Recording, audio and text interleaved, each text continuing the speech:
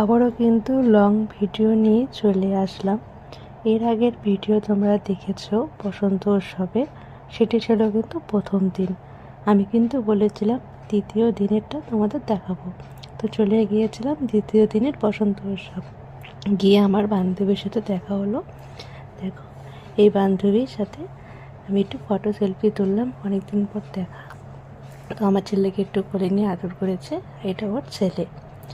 তো গিয়ে দেখি এখানে কিন্তু নাচানাচি আবার শুরু হয়েছে।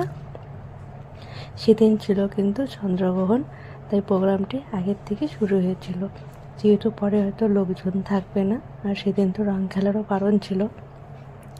আর আমরা কিন্তু রং খেলিনি, জাস্ট আমি কিন্তু এমনি দেখতে গিয়েছিলাম আর নাচানাচি করার জন্যই কিন্তু গিয়েছিলাম। তো আমার সোনা দেখো গিয়ে তো ওর দুষ্টুমি শুরু। আর সেই পছন্দের ওর ব্যাগ, এই ব্যাগ কিন্তু ছাড়েই না, সঙ্গে কিন্তু এই ব্যাগ নিয়েই চলছে। এই দেখো ওর সানগ্লাস একবার পড়ছে একবার খুলছে। তো সত্যি এটাও খুব মজা ছিল। আগেরবারে বসন্ত উৎসবটা যে হয়েছিল সেটাও ভালো হয়েছে, এটাও কিন্তু বেশ ভালো হয়েছে।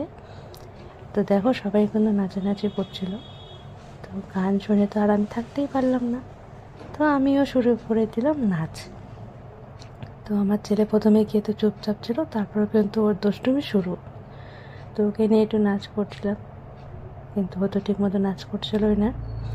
তবুও যতটুকু আর কি ফটো ভিডিও যা করা যায় ওটাই। তো ওই গান শুনে কিন্তু এনজয় করছিল। একটুখানি এত মিউজিক, নাচ না ছাড়া থাকা যায় না। তো দেখো আমি আমার বাস্তির সাথে গিয়েছিলাম, বাস্তিও কিন্তু নাচ করছে।